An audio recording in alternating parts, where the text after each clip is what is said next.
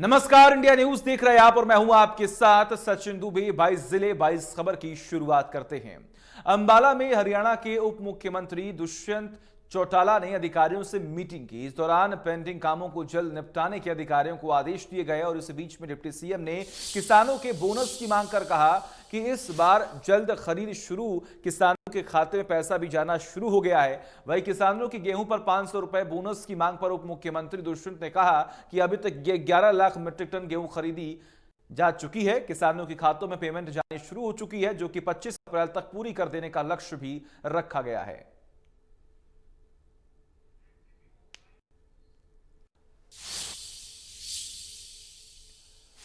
महेंद्रगढ़ में केंद्रीय मंत्री ने मुलाकात की, कई लोगों से मुलाकात की है। आपको जानकारी दें कि यहां पर पौधारोपण भी किया गया और पुस्तकालय में डिजिटल लाइब्रेरी का शुभारंभ भी किया गया।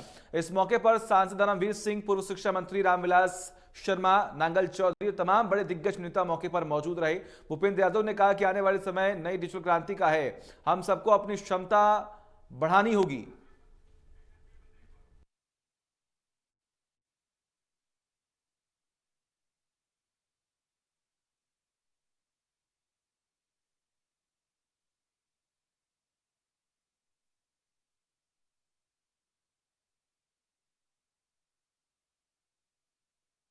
जाएगा।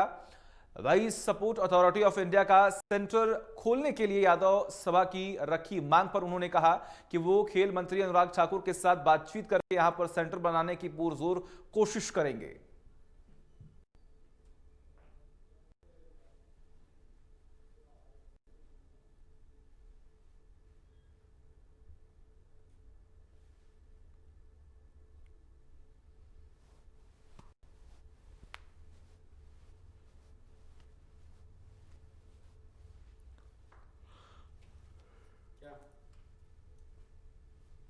क्या बोल रहे?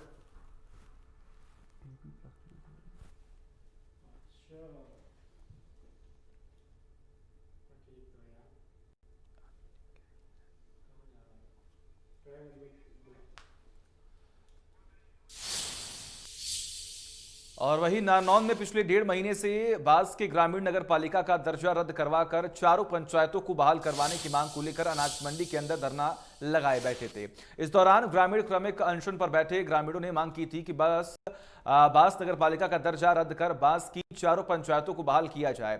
वही शहरी निकाय मंत्री डॉक्टर कमल गुप्ता और पूर्व वित्त मंत्री कैप्टन अभिमन्यु और जेजेपी विधायक रामकुमार गौतम ग्रामीणों के धरने पर पहुंचे और उन्होंने ग्रामीणों से कहा कि आपकी मांग को सरकार ने मंजूर कर लिया है और अब यह नगर पालिका का दर्जा सरकार ने वापस ले लिया और चारों पंचायतों को बहाल कर दिया है। उसके बाद अनशन पर बैठे हुए ग्रामीणों को जूस पिलाकर धरने को समाप्त करवाया गया। वह निकाय मंत्री डॉक्टर कमल गुप्ता ने कहा कि लोगों की भावना को लेकर 2 वर्ष पहले नगर पालिका को बनवाया गया था। पिछले 2 वर्ष के कार्यकाल में लोगों को यह लगा उनका लाभ नगर पालिका में नहीं है, इसलिए लोकतंत्र में जनता ही सब कुछ होती है। हमने जनता की भावना के अनुरूप नगर पालिका का दर्जा वापस ले लिया है, क्योंकि यहाँ की जनता नगर पालिका से खुश नहीं थी, इसलिए हमने पूर्ण पंचायत को बहाल कर दिया है। भारतीय जनता पार्टी लोकतांत्रिक मूल्यों में विश्वास रखती है और लोकतंत्र जनता के लिए है, जनता के द्वारा है और जनता ही सरकार चुन करके भेजती है। और अतीत में नारनौंद विधानसभा क्षेत्र में बास गांव की चारों पंचायतों ने सर्वसम्मति से प्रस्ताव पारित करके नगर पालिका का दर्जा प्राप्त किया था। हरियाणा सरकार में माननीय कैप्टन अभिमन्यु जी पिछले सरकार में बड़े प्रभावी यहाँ के नुमाइंदे थे और हरियाणा सरकार में वित्त मंत्रालय के अलावा भी 10-11 विभाग इनके पास थे और बड़ी शिद्दत से बड़ी लोगों के भावना को लेकर यहाँ पर इस नगर पालिका को बनवाया था जी। लेकिन 2 साल के काल में लोगों को ये लगा कि उनका लाभ नगर पालिका में नहीं है जी। तो लोकतंत्र में जनता ही सब कुछ होती है। भारतीय जनता पार्टी की सरकार, मनोहर लाल जी की सरकार, हमारी सरकार ये इस बात में विश्वास रखती है कि जनता की सरकार, जनता के लिए सरकार, जनता द्वारा चुनी गई सरकार, और वो अगर जनता के काम नहीं मानेगी किसके मानेगी। तो हमने अपना लिया हुआ निर्णय भी आज वापस लिया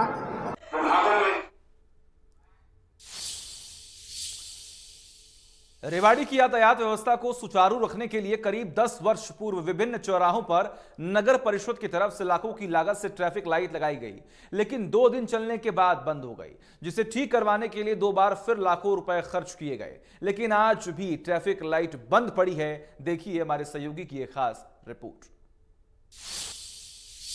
ट्रैफिक व्यवस्था को सुचारू करने के लिए रेवाड़ी के अंदर लगभग 10 साल पूर्व यहाँ पर ट्रैफिक लाइट्स लगाई गई रेवाड़ी के हर चौराहे के ऊपर, लेकिन लगाने के मात्र 3 दिन बाद ही ये लाइट बंद हो गई और फिर इसे रिपेयर कराने के लिए लाखों रुपए खर्च किया गया। तीसरी बार फिर लाखों रुपए खर्च किया गया, लेकिन वो कभी रिपेयर नहीं हुई, कभी जली नहीं।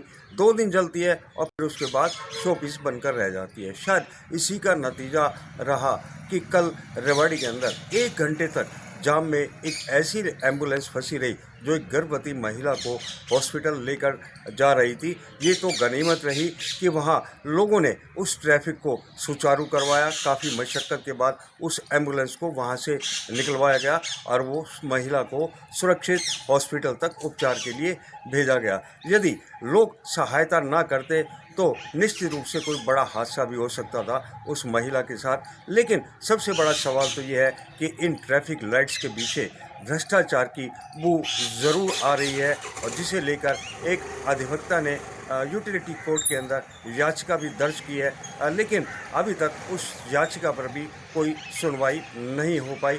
निश्चित रूप से यहाँ के लोगों का कहना है कि ऐसे दोषी कर्मचारी और अधिकारियों पर ज़रूर कार्रवाई होनी चाहिए जिसने इस ट्रैफिक लाइट्स को लगाने में कोताही बरती है। श्याम बाटला, India news, Haryana, Rewari.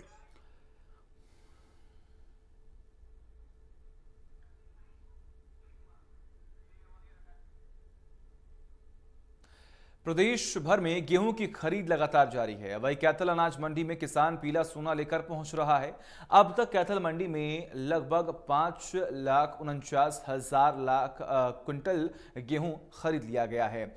11 lakh bag में से 5 लाख बैग में ट्रांसफर कर दिया गया है। देखिए हमारे सहयोगी की रिपोर्ट। किसान लगातार अपना पीला सोना लेकर कैथल अनाज मंडी में पहुंच रहा है। बात करें अनाज मंडी की तो कैथल अनाज मंडी में लगभग 5,49,000 क्विंटल गेहूं पीला सोना मंडी में पहुंच चुका है। और बैग की बात करें तो 11 लाख बैग कैथल के अनाज मंडी में पहुंच चुके हैं। उनमें से 5 लाख बैग खरीदे भी जा चुके हैं सेक्रेटरी द्वारा, सरकार द्वारा। किसानों को किसी दिक्कत का सामना ना हो, इसको लेकर मंडी के सेक्रेटरी द्वारा सख्त आदेश जारी किए गए हैं। आड़तियों को बोल दिया गया है लिखित में कि किसी भी किसान को समस्या का सामना ना करना पड़े। और किसान भी लगातार जो सरकार अपील कर रही है उस अपील को मानकर गेहूं सुखाकर मंडी में पहुंच रहे हैं और साथ साथ गेहूं बेचकर अपने घर वापसी भी जा रहे हैं। इसको लेकर सेक्रेटरी से बातचीत की गई तो सेक्रेटरी ने बताया कि काफ़ी समय से जो किसान थे मंडी में पहुंच रहे थे उनको काफ़ी दिक्कतें आई, लेकिन दिक्कतें आने के कारण जब वो मार्केट कमेटी के कार्यालय में पहुंचे, सेक्रेटरी पर पहुंचे तो तुरंत जो भी शिकायत किसानों की थी तुरंत प्रभाव से उस शिकायतों का निवारण भी सेक्रेटरी द्वारा किया गया। कैथल कैमरामैन संदीप डुल के साथ मनोज मलिक, इंडिया न्यूज़, हरियाणा। आगे बढ़ते हैं। फरीदाबाद की अनाज मंडियों में गेहूं की फसल के उठान न होने की वजह से किसानों की समस्याएं बढ़नी शुरू हो गई हैं। जब तक किसानों की अनाज खरीद के बाद मंडियों से गोदाम नहीं पहुंचेगा तब तक उनकी पेमेंट की भी मुश्किल होगी। मार्केट कमेटी के अधिकारियों का यह कहना है कि उन्होंने खाद्य आपूर्ति विभाग और सरकार को जल्द उठान करने के लिए पत्र भी लिखा है। देखिए रिपोर्ट।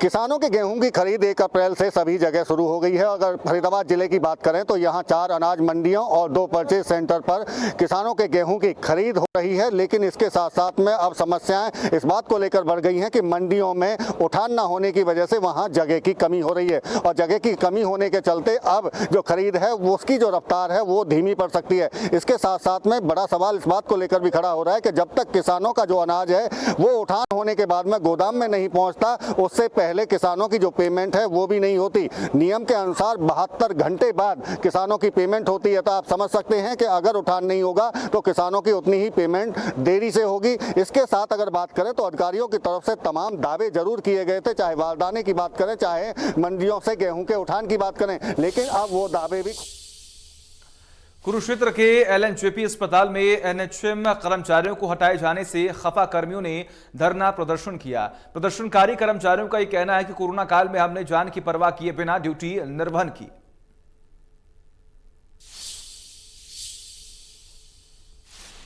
कुरुक्षेत्र के लोकनायक जयप्रकाश नारायण अस्पताल में एनएचएम में कॉन्ट्रैक्ट पर लगे कर्मचारियों को हटाए जाने पर उन्होंने प्रदर्शन किया। हड़ताली कर्मचारियों ने कहा कि हमने कोरोना काल में अपनी जान जोखिम में डालकर कार्य किया है, लेकिन अब हमें हटाया जाना सरासर गलत है। कर्मचारियों की मांग है कि उन्हें ड्यूटी पर वापस लिया जाए ताकि उनके परिवार का भरण पोषण हो सके। हड़ताली नर्स चरणजीत कौर ने कहा कि कोरोना काल में हमने अपने परिवार की परवाह नहीं की और अपनी जान का खतरा लेकर कई दिन परिवार से बिना मिले ड्यूटी दी, लेकिन अब हमें हटाया जाना दुर्भाग्यपूर्ण है। वहीं सिविल सर्जन डॉक्टर एस मेला ने कहा कि इन कर्मचारियों की सैंक्शन नहीं आई है, जिसके कारण इनको हटाया जा रहा है। कुरुक्षेत्र से राजीव अरोड़ा, इंडिया न्यूज हरियाणा। प्रदेश में दिव्यांगों का प्रदर्शन लगातार जारी है। वहीं पानीपत में तपती धूप में सैकड़ों दिव्यांगों ने नेशनल हाईवे पर अर्धनग्न अवस्था में लघु सचिवालय से लेकर बत्ती चौक तक प्रदर्शन किया। इसके बाद फिर से धरना स्थल पर पहुंचकर धरने पर बैठ गए। प्रदर्शन के दौरान दिव्यांगों ने सरकार से जल्द मांगे पूरी करने की मांग की। वहीं विकलांग उत्थान समिति के अध्यक्ष रिंकू वर्मा ने कहा कि हरियाणा सरकार के समक्ष काफी समय से हमारी मांगे लंबित हैं, जो अभी तक पूरी नहीं हुई हैं। रिंकू वर्मा ने मांगे बताते हुए कहा कि उनकी निर्वाचन क्षेत्र में कोटा लागू करने, 2016 का एक्ट लागू करने, 100 गज के प्लॉट देने, बीपीएल कार्ड बनाने, पेंशन में बढ़ोतरी किए जाने को लेकर प्रदर्शन भी किया गया। इनके लिए सरकार से कई बार गुहार भी लगा चुके हैं, लेकिन सरकार टस से मस नहीं हो रही है।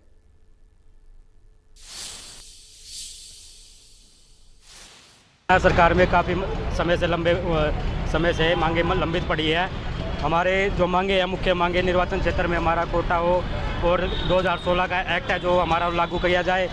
विकलांगों को 100 गज के प्लाट दिए जाए, विकलांगों के बीपीएल कार्ड दिए जाए, विकलांगों की पेंशनों में बढ़ोतरी की जाए और जो विकलांग पढ़े लिखे हैं उनको सरकारी नौकरी दी जाए। ये हमारी मुख्य मांगे है जिनको लेके हम सरकार के पास बार बार गुहार लगा रहे हैं, लेकिन सरकार हमारी आज तक कोई सुनवाई नहीं कर रही है, हमें अनदेखी कर रही है, जिसका हम सरकार ने आज तक हमें कोई सुनवाई नहीं की है। आज हमने सरकार के खिलाफ अंग प्रदर्शन किया है ताकि कम से कम सरकार देखे कि अभी विकलांगों के तन पे कपड़ा नहीं रहा अब इतनी महंगाई के दौर में, लेकिन फिर भी सरकार हमारा कोई ध्यान नहीं दे रही है। हम आपके माध्यम से भी और पत्रकारों के माध्यम से भी अपनी आवाज़ सरकार तक पहुंचाना चाहते हैं कि जल्द से जल्द हमारी आवाज़ सुने और हमारा जो 2016 का एक्ट है उसको लागू। और इस वर्ष अप्रैल के महीने में गर्मी का टॉर्चर लगातार बढ़ता ही जा रहा है। वहीं पंचकुला में इस बार तापमान 40 डिग्री को क्रॉस कर गया। गर्मी के कहर से आए दिन लोगों को परेशानी का सामना करना पड़ रहा है। वहीं तेज धूप के कारण बीमारी का खतरा भी लगातार बढ़ता ही जा रहा है। देखिए रिपोर्ट। पंचकुला में रोजाना तापमान बढ़ रहा है। अप्रैल के शुरुआती दिनों के अंदर ही मई जैसी गर्मी देखने को मिल रही है। पिछले कुछ दिनों से पारा 40 डिग्री सेल्सियस रह रहा है, जिसके चलते एक और जहां लोगों को गर्मी का सामना करना पड़ रहा है, भारी धूप से दिक्कत हो रही है, वहीं अब जनरल अस्पताल में डायरिया से संबंधित मामले सामने आने लगे हैं। गर्मी के चलते लोगों को अब लू लगने लगी है और इसके कारण लोग बीमार होने लगे हैं। पंचकुला के अंदर टेम्परेचर की जानकारी देने के लिए डिजिटल बोर्ड लगाए गए हैं। शहर में करीब 10 जगहों पर इन बोर्डों को लगाया गया है, जिनके अंदर डिजिटलाइज रूप से आपको टेम्परेचर दिखाई देगा। पंचकुला नगर निगम की ओर से इन बोर्ड को लाखों रुपए की लागत से लगाया गया है, जिसके अंदर आपको साफ तौर पर दोपहर के समय टेम्परेचर दिखाई देगा।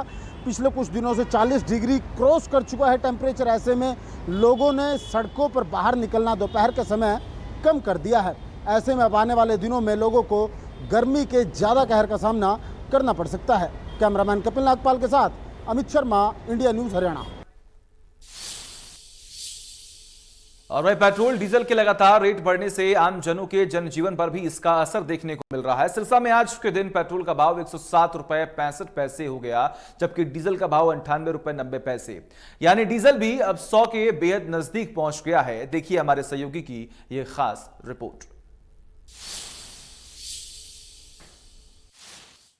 पिछले कई दिनों से केंद्र सरकार द्वारा पेट्रोल और डीजल के दामों में इजाफा किया गया था, जिसका असर आम लोगों पर साफ तौर पर देखने को मिल रहा है। सिरसा की सब्जी मंडी में सब्जियां तो खूब लगी हैं, लेकिन ग्राहक कम ही दिखाई दे रहे हैं। वजह साफ है कि पेट्रोल और डीजल की जो रेट बढ़ रहे हैं, उस वजह से सब्जियों के दाम भी आसमान को छूने लगे हैं, जिस कारण आम लोगों की जेब पर इसका असर काफ़ी देखने को मिल रहा है। सिरसा की सब्जी मंडी की बात की जाए तो सिरसा की सब्जी मंडी में नींबू की बात की जाए तो नींबू पहले के मुकाबले 50 रुपये किलो मिलता था, लेकिन आज के दिन की बात की जाए तो आज 250 रुपये से 300 रुपये प्रति किलो नींबू मिल रहा है, यानी कि 5 गुना से रेट ज़्यादा नींबू का हो चुका है। और इसी प्रकार दूसरी सब्जियों के रेट भी 2 गुना या 3 गुना या 4 गुना तक पहुंच चुके हैं, जिससे आम लोगों पर काफ़ी असर देखने को मिल रहा है। आम लोगों का कहना है कि सब्जियों के रेट बढ़े हैं, जिस वजह से उनको काफ़ी परेशानियों का सामना करना पड़ रहा है, जिससे उनकी रसोई का बजट भी बिगड़ चुका है। उन्होंने सरकार से मांग की है कि जल्द से जल्द पेट्रोल डीजल के दामों में कटौती की जाए, ताकि सब्जियों के भाव भी कम हो सके। सिरसा से विजय कुमार, इंडिया न्यूज़ हरियाणा।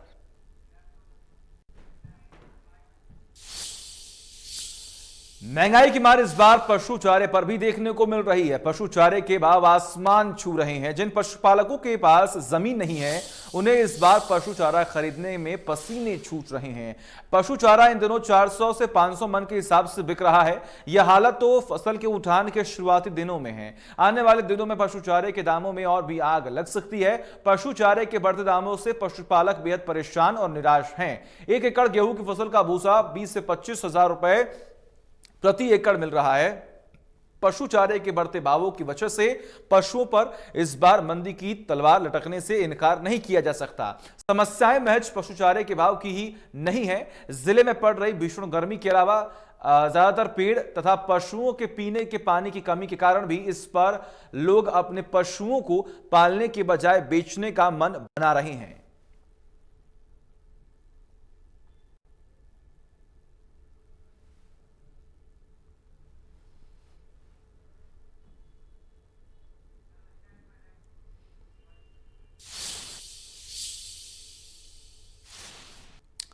आगे बढ़ते हैं। गुरुग्राम में कोरोना को लेकर क्या हालात हैं, देखिए हमारे सहयोगी संजय राठौर की ये रिपोर्ट।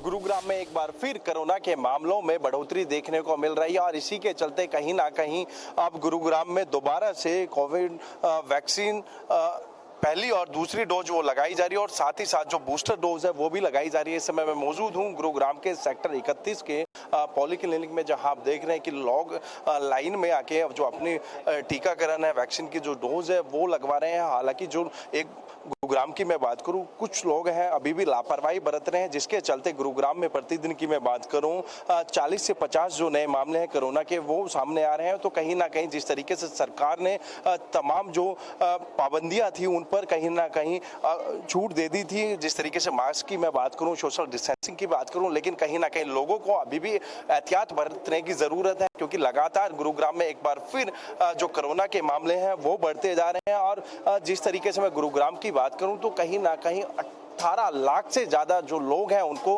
वैक्सीन के जो टीकाकरण है वो लग चुके हैं, लेकिन अभी भी गुरुग्राम की जनता को सतर्क रहना होगा और कहीं ना कहीं 2 गज की दूरी, मास्क है जरूरी, इस नीति के साथ अभी भी उनको चलना होगा, क्योंकि लगातार एक बार फिर गुरुग्राम में कोरोना के नए मामले बढ़ते जा रहे हैं। गुरुग्राम से कैमरामैन दिनेश सैनी के साथ संजय राठौर, इंडिया न्यूज। और वही टुहाना में नशे के खिलाफ विशेष सर्च अभियान के दौरान 2 युवकों से 280 ग्राम हेरोइन बरामद की। पुलिस की टीम ने इन युवकों से पूछताछ के आधार पर हेरोइन सप्लायर नाइजीरिया के एक युवक को दिल्ली से गिरफ्तार कर लिया। इस बारे में जानकारी देते हुए शहर टुहाना प्रभारी राजेंद्र प्रसाद ने बताया कि आरोपी को अदालत में पेश कर 3 दिन के पुलिस रिमांड पर लिया गया है। उन्होंने बताया कि गत दिवस पुलिस की तरफ से चलाए गए विशेष सर्च अभियान के दौरान पुलिस ने राजनगर टुहाना से 2 युवकों संजय और अक्षय को गिरफ्तार कर 280 ग्राम हेरोइन बरामद की थी।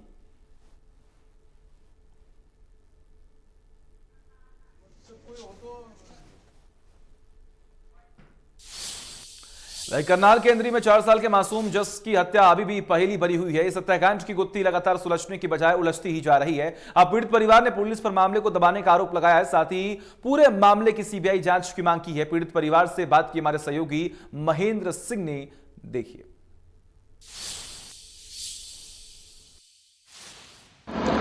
हम इस समय मौजूद हैं उस घटना स्थल पर जहां बीती 5 अप्रैल को जस की हत्या कर उसका शव फेंका गया था। पहले मैं अपने सहयोगी विजय कंबोज से कहूंगा कि वो जस का घर दिखाएं यहां सर, और दिखाएं कि किस तरह से जस के परिवार और अंजलि जो इस मामले की मुख्य आरोपी बनाई गई हैं उसके घर में कितनी दूरी है, क्योंकि बेहद पास ये सारे मकान हैं। ये बिल्कुल साथ लगता जो मकान आप देख रहे हैं ये अंजलि का है, और जो ये उसके साथ लगता मकान ये जस का है, और इसी के ही साथ लगता वो पशुओं का बाड़ा है जिसकी छत के ऊपर जस का शव जो है वो बरामद हुआ था। आप देख सकते हैं कि ये सारा जो मामला है ये 3 परिवारों से जुड़ा हुआ है, जिसमें कि जस का परिवार है, दूसरा अंजलि का परिवार है, तीसरा जस के रिश्ते में ताऊ लगने वाले राजेश का परिवार है। अब हम कुछ लोगों से बात करेंगे जो समय उस दिन उस घटना पर मौजूद थे और किस तरह से इस छत से यहां जस का शव जो है बरामद हुआ था।